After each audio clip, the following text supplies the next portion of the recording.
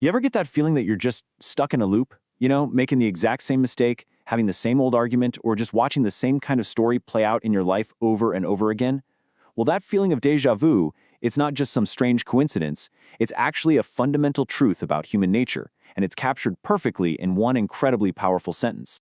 Yeah, we've all heard these words before. They were written by the philosopher George Santayana more than 100 years ago. And, on the surface, it seems like a pretty simple warning, right? But what if it's more than that? What if this isn't just some clever saying you'd find in a fortune cookie? What if it's a law of nature, something as real and as powerful as gravity? A kind of hidden mechanism that governs not just the fate of entire nations, but the actual course of our own lives. Today, we're going to unpack the true power hiding behind this famous quote. So, to really get started, we have to understand the core problem this quote is pointing to. It's this kind of collective blindness, a societal condition that just keeps setting the stage for disaster, again and again and again. It's got a name: historical amnesia. Now, this isn't just about forgetting dates or names from a history book. No, it's about forgetting the feeling of the past, the pain, the real-world consequences, the hard-won wisdom from a crisis. When that memory fades, it's like a society loses its immunity to the very mistakes that caused the problem in the first place. And here's the kicker. On a personal level, it is the exact same mechanism that lets us forget the sting of a bad decision, making us totally vulnerable to making it all over again. Now, what's really fascinating is that this isn't some random thing. Repeating the past, it actually follows a predictable, almost mechanical cycle. And once you see the steps I promise, you'll start noticing this pattern absolutely everywhere. Okay, so let's walk through this forgetting cycle. It all starts with step 1, some major event happens. Think a war, a financial crash, something big. Then, in step 2, society learns a painful, valuable lesson from it. But then, step 3. Time passes, and as it does, memory starts to fade.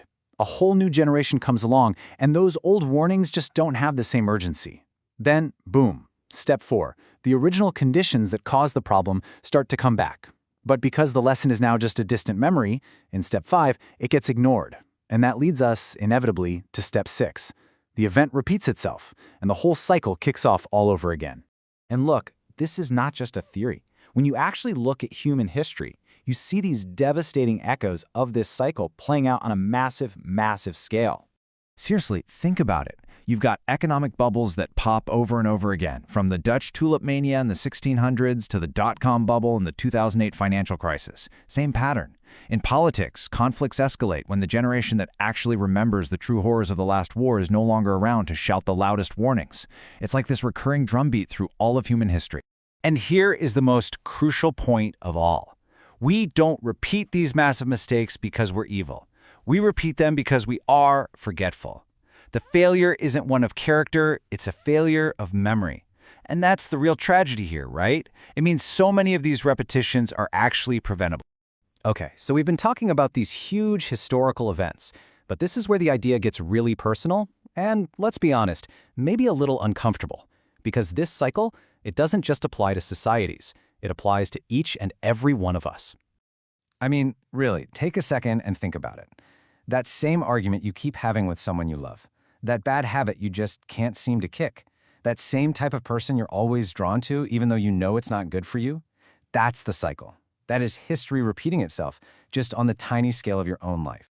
The mechanism is exactly the same. We go through a painful breakup, and we think, okay, I've learned my lesson. But time passes. We forget how much it stung.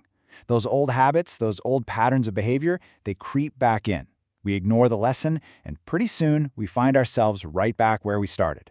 It's the very same cycle of forgetting, just playing out in our relationships, our careers, our personal lives. This is such a powerful way to think about it, isn't it? Your life is its own history book. Every mistake you've made, every success, every single painful moment, it's all a data point. It's a chapter in your personal history. So the real question is, are you just letting the pages turn, or are you actually stopping to read them and learn from what's written there? So if we're all caught in this cycle, if we're all susceptible to it, how in the world do we break out? Well, the answer is all about shifting from being a passive victim of your past to becoming an active historian of your own life. It really boils down to a simple 3-step process. First, you have to acknowledge the pattern. You've got to be honest with yourself and just name it. Call it what it is. Second, you have to analyze it. Why did it happen? What were the conditions? What choices did I make that led me there? And finally, and this is the most important step of all, you have to consciously choose differently. You use what you learned from your analysis to make a new choice, an intentional choice. This isn't just passive memory, where things just pop into your head. This is what we can call active remembrance. It's an intentional skill you can build. It means setting aside time to reflect, maybe to journal, to talk through past events, not so you can dwell on them, but so you can extract the wisdom they contain. It's about keeping that lesson alive and fresh, so it's right there when you need it the most. And that right there is the ultimate lesson. Santayana's quote, "It was never just about having a good memory for facts and figures. True remembrance is about deep understanding. It's about integrating the lessons of your past so deeply into your thinking that they literally become part of how you see the world and how you make decisions going forward." So let's end with a question that turns this whole idea right back to you. Take a look at your own life, at your own patterns, at your own personal history book. What's the unlearned lesson that's still waiting there for you? What past are you condemned to repeat until you finally choose to remember?